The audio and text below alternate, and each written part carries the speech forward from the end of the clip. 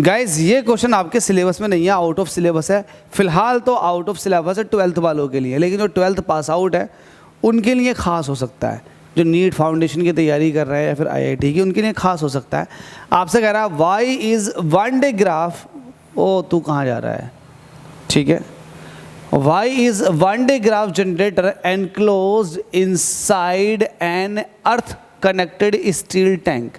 आपके पास एक अर्थ कनेक्टेड स्टील टैंक होता है, उसके अंदर आपने वन डे ग्राफ जनरेटर को रखा हुआ है, वन डे ग्राफ जनरेटर को, ठीक है।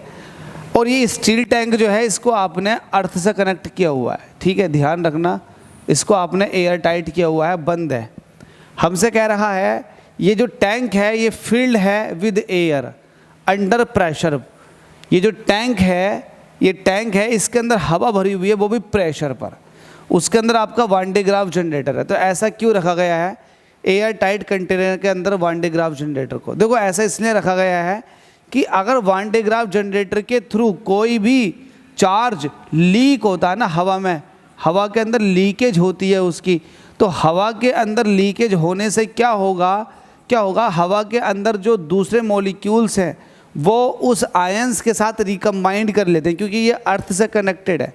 तो एयर के अंदर क्या होता है, एयर के अंदर रिकॉम्बिनेशन हो जाता है आयंस का, जिसकी वजह से वो न्यूट्रल हो जाता है। कहने की बात ये है कि जो वन डे ग्राफ जनरेटर है इसका चार्ज किसी तरह से लीक ना हो, इसलिए इसको इस तरह के कंटेनर के अंदर बंद करके रखा जाता है। देखो, it prevents the leakage of the charge.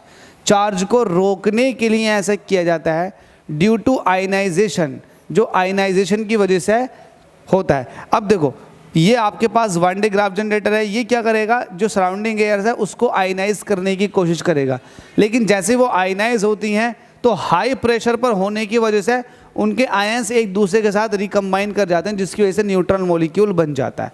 इसी वजह से इस तरह के कंटेनर के अंदर वन डे ग्राफ जनरेटर को रखा जाता है। ये आपके लिए आउट ऑफ सिलेबस है, चाहो तो पढ़ लो या फिर छोड़ भी सकते हो। Thank you.